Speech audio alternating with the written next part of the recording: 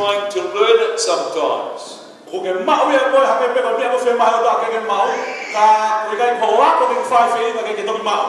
Maybe someone should sneeze on you with the presence of God. In John 20 and verse 20 it says he breathed on them and they received an anointing of the Holy Spirit.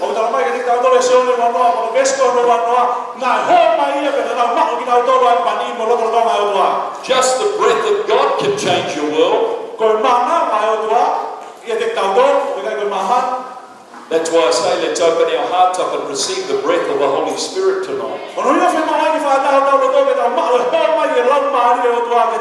Because out of all the words that I may say to you tonight, he can say one word that will set you on fire as an evangelist that will change your school, your nation, your workplace, and lead everybody to Christ.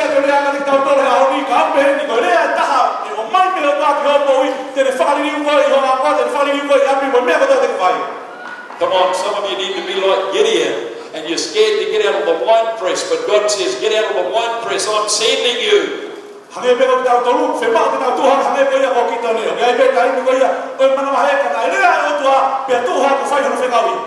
It was God who sent Gideon. Too scared to go in his own strength. I don't know about you, how many of us have ever felt inadequate when we stood behind a pulpit to bring the Word of God on Sunday?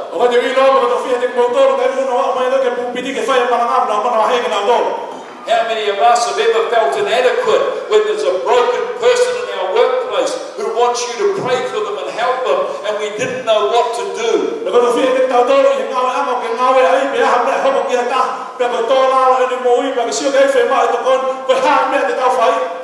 How many of us have ever felt inadequate when we've been sitting in a cafe or a restaurant and God says, go tell that person that I love them?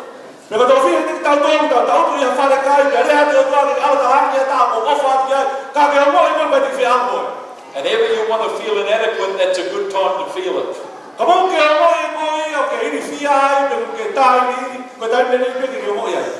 I was sitting in a cafe having a morning coffee some time ago.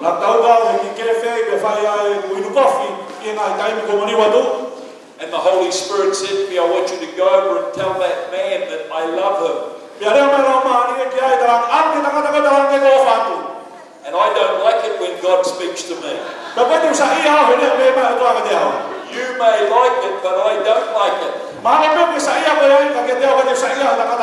Because it's scary. Like Gideon, you feel inadequate. I did not want to talk to the man. But finally I went over and him and his wife were sitting at the table having breakfast with their 2 children.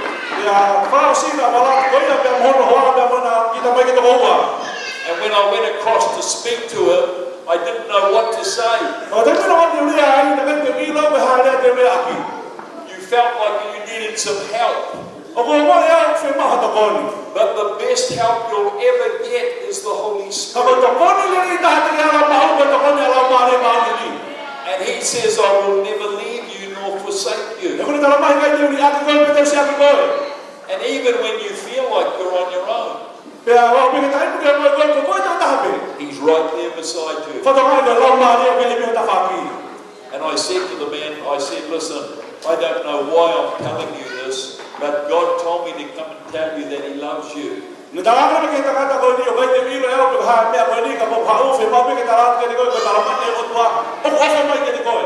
He was a married man from down in Taupo. And when I shared that with him, his wife began to weep. And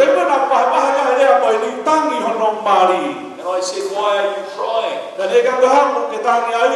She said, we used to go to church.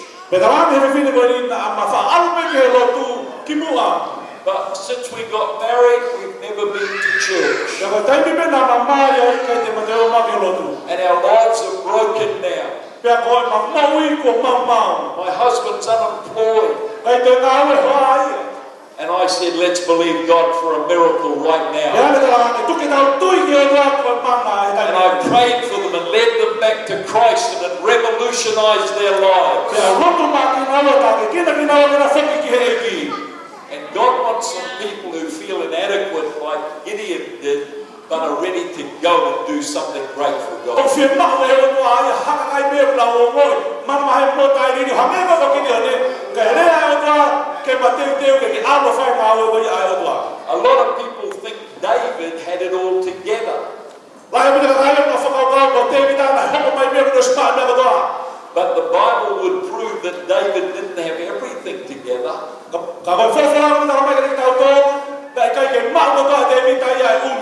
He messed up several times in his life. He was inadequate. David was just a boy, maybe 16 or 17. And he turns up at the battlefront, and there's only one thing he had, and that was a cause of Christ burning in his heart.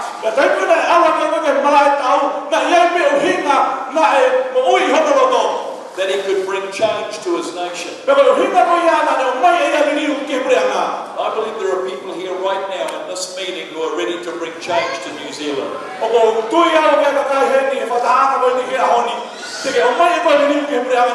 There are people here right now within the sound of my voice who will travel the world and preach the gospel and see lives radically turned around.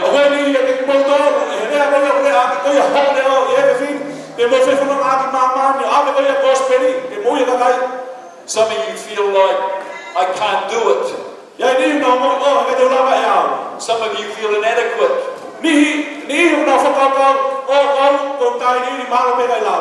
The best meetings I've ever had in my life is when I was most inadequate.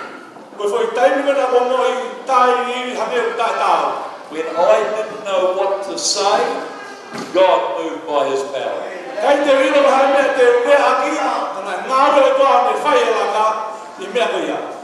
One meeting, I was sitting on the front row, just like you.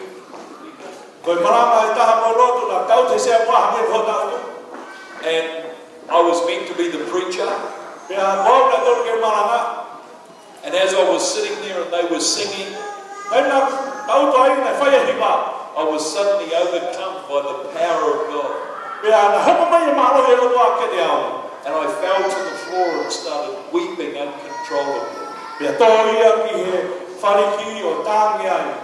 And as I was weeping uncontrollably, I was thinking to myself how silly I must look. They had flown me all the way to America to preach in their church.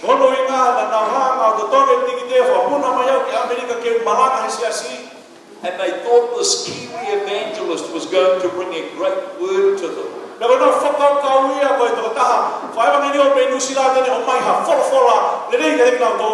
And here he is laying on the floor, weeping his heart out.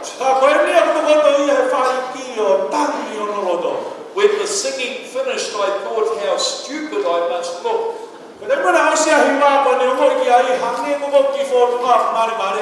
So I got up and went to the bathroom and washed my face to get rid of the tears. When I came back out, the pastor was so happy. He said, here he is, he's back again, our Kiwi evangelist.